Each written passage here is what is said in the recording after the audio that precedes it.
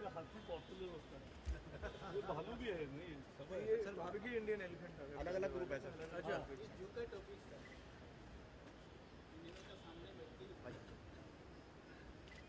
Very good, ये तो एकदम सही है।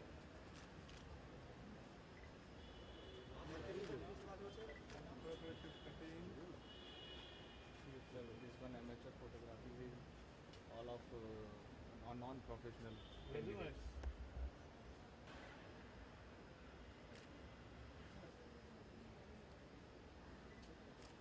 वाइल्ड लाइफ कंजर्वेशन कैसे उनके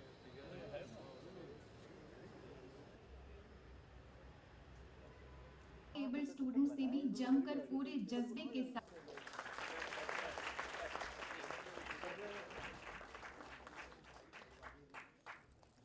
वेटनरी ऑफिसर श्री अभिजीत भौर से मेरा निवेदन है कि कृपया सचिव पर्यावरण एवं वन मंत्रालय एवं जलवायु परिवर्तन श्री अशोक लवासा का स्वागत फूलों से करें और उन्हें बरगद का ये सैपलिंग भेंट करें।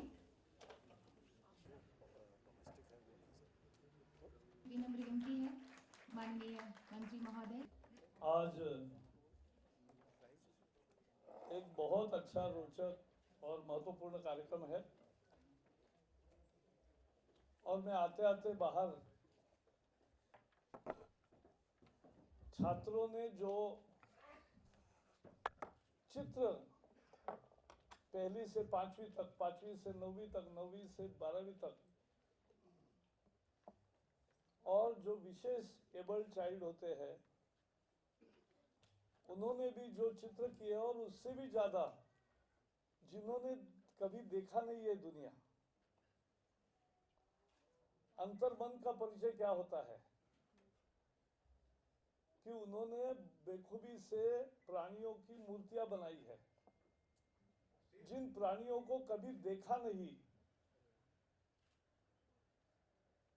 उनकी मूर्तियां बनाना कितना अद्भुत काम है। तो अद्भुत यानी एक और प्रोफेशनल स्टूडेंट्स है, उन्होंने पोस्टर्स भी बनाए हैं, वो और बेहतर बना सकते थे, लेकिन जो छात्रों ने चित्र और फोटो निकाले हैं, एमेच्योर फोटोग्राफर्स है।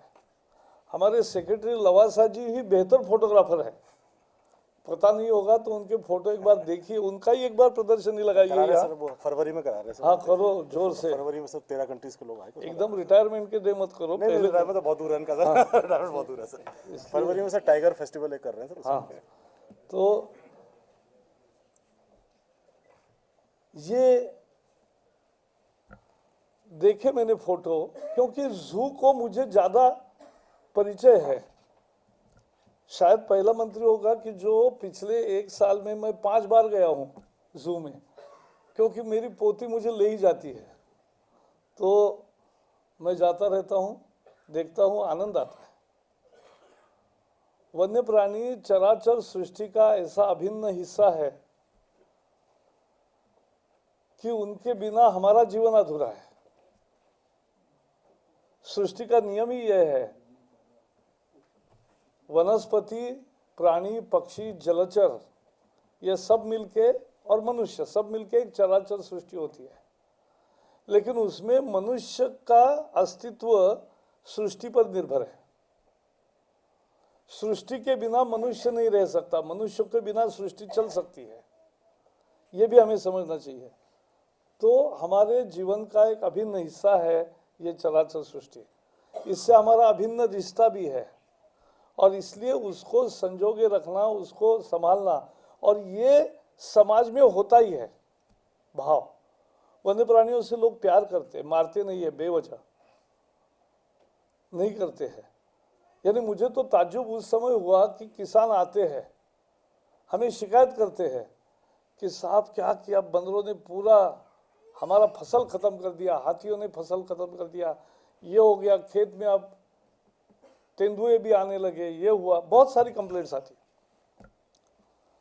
लेकिन उनको मारने को कहो तो मारते नहीं। समाज में ये भाव है, वो कहते भाई फॉरेस्ट वाले देखे, हम नहीं करेंगे। यानी प्राणियों को मारना हमारे समाज में एक पाप मानते हैं, अच्छा नहीं मानते। आज जो सृष्टि और 400 अगर हमारे वन्य जीव वन वन्य विहार जो है वो अगर इतने बचे हैं और इतनी वन्य सृष्टि आज दुनिया की हमारे सबसे ज़्यादा है, केवल दुनिया के 70% टाइगर्स हमारे पास नहीं है, बाकी भी जिस तरह से गेंडा हो या बाकी जलचर हो या प्राणी बाकी हो, शेर हो, हाथी हो, जिस तरह से उनकी संख्या में इजाफा हो रहा है वो मनुष्य और प्राणी जीवन की जो कथा है उसको अधोरेखित करता है। और एक सृष्टि का चक्र कैसे है देखो, हर साल नए जीवों का पैदाइश होती है, कुछ जीव विलुप्त होते हैं, विलुप्त होने वाले जातियों को, प्रजातियों को बचाना के लिए हम काम कर रहे हैं, और विलुप्त होने वाली या विलुप्त होने की जिनकी संभावना है ऐसे प्राणी और पक्षियों की रक्षा के लिए और जलचरों की रक्षा के लिए हमने पिछले ही कुछ दिनों में एक लगभग 50-60 करोड़ रुपए की से शुरुआत की है कि उनकी फिर से वो सारा बढ़े और जो एकदम इक्का दुक्का प्राणी बचे हैं उनको बढ़ाए तादाद। कैसे बढ़ाए? शास्त्र से बढ़ाएंगे। तो ये मुझे एक दिन लोग मिले कि हाथी बहुत हमारा खराब करता है फसल, तो मैंने कहा फिर क्या करें, उसको तो मार नहीं सकते, हाथी को तो हमारे यहाँ देव भी मानते एक तरह से, तो वो मारते नहीं, तो क्या करें? तो बोले, उन्होंने कहा कि आप जंगल में ऐसी व्यवस्था करो कि उनको बाहर नहीं आना पड़ेगा, यानी पानी और घास अगर बहुत होगा तो फिर प्राणी जीवन वही अच्छा रहता है और फिर वो बाहर नहीं आते। यानी समाज कितना केयर करता है। और उसी से हमारा एक कार्यक्रम शुरू हुआ, water and fodder augmentation in the forest areas. ये कार्यक्रम उसी से शुरुआत हुआ, लोगों के सजेशन से। तो समाज में एक संवेदना है, लेकिन संवेदनाएं भी युग से बदलती है। मुझे याद है बचपन में जिस इलाके में मैं रहता था वहाँ तो बहुत प्राणी होते थे और शिकार करना एक बहुत यानी प्रतिष्ठा का मुद्दा था।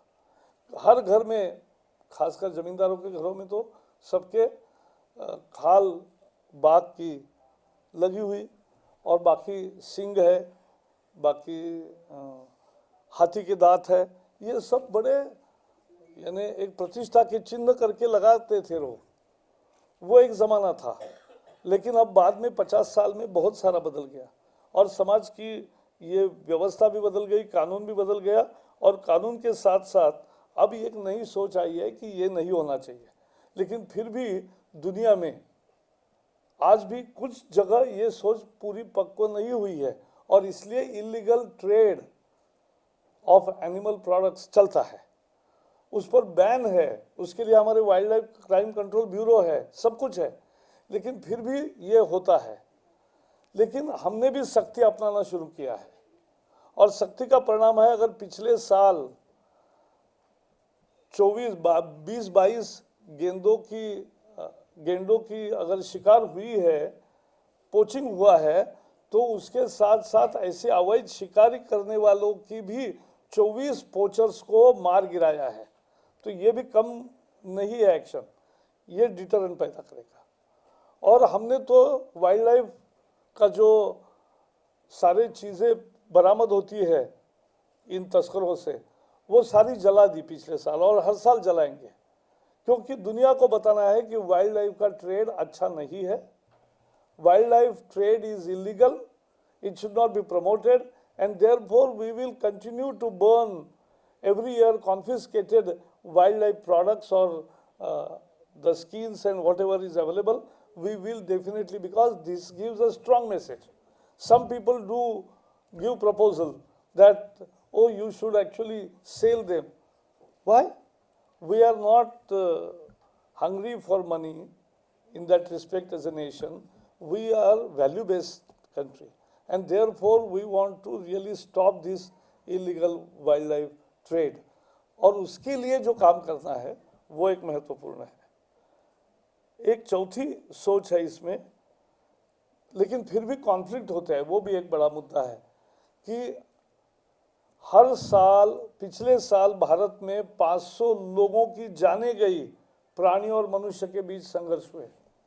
हाथी से 100 लोग से ज़्यादा मरे, बाकी प्राणियों से मरे, प्राणी जीवन का एक नियम होता है कि उनको अगर तकलीफ नहीं देंगे तो नहीं करेंगे, लेकिन कभी कभी एक्सीडेंट भी हो जाते हैं और होता है।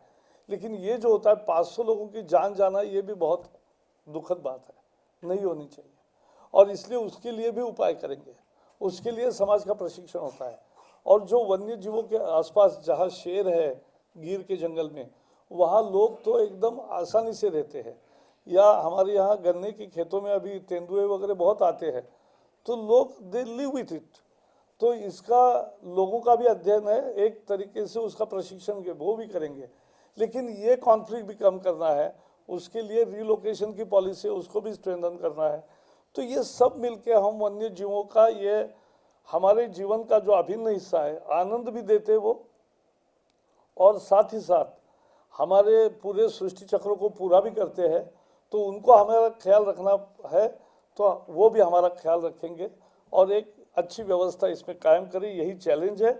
आज मुझे अच्छा लगा कि प्राणी विश्व की विविधता इतनी है और ये डाइवर्सिटी जो है वो नेचर की गिफ्ट है। इतनी विविधता है, इतनी बायोडाइवर्सिटी है, तो यही हमारी देन है। और इसका शिक्षा बचपन में मन में हो, इसलिए बार बार जू में जाए, जंगल में जाए, उसका ट्रेनिंग करे, उसका ट्रेनिंग करके प्राणी और मनुष्य जीव, पक्षी और मनुष्य जीव, जलचर और मनुष्य जीव, इनका कैसा नाता है और सब मिलके सृष्टि को कैसा अच्छा करेंगे, इसका ख्याल मन में आए, तो वही सही मायने में पर्यावरण के दूत भी बनेंगे, वन्य जीव रक्षा के दूत भी बनेंगे, और फिर ये कार्यक्रम जो करते हैं इसको सफल बनाएंगे और सफलता होती है।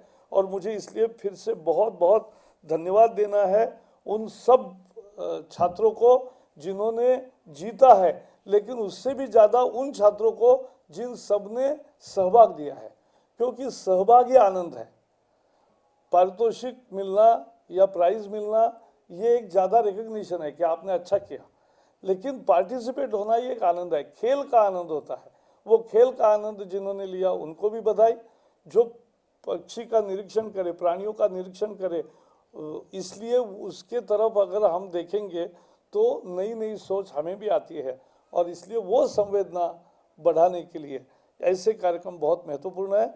जिन्होंने इन कार्यक्रम का आयोजन किया, जू और हमारे वन्यजीव के संबंधित अधिकारी, इन सबको मैं बधाई देता हूँ। सभी छात्रों को बधाई देता हूँ, उनके शिक्षकों को बधाई देता हूँ, और जिन्होंने ये कंपटीशन आयोजित की उन सबको बधाई देता हूँ। बहुत बहुत धन्यवाद। जय हिंद। और बर्ड सेंचुरी ऑफ जू व्हाइट टाइगर,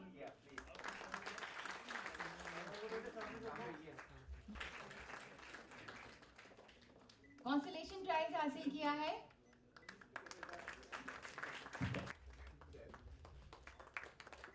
और 12th क्लास की अब बारी है। पहला प्राइज मिल रहा है नियाज हुसैन को, जो कि JJ इंदिरा गांधी कैंपस श्रीनिवासपुरी से है। जोरदार तालियों से इनकी हौसला अफजाई करिए, इन्हें अपना आशीर्वाद दीजिए। और दूसरा पुरस्कार हासिल किया है दीक्षा ने। डिबेट कंपटीशन अपनी अपनी जगह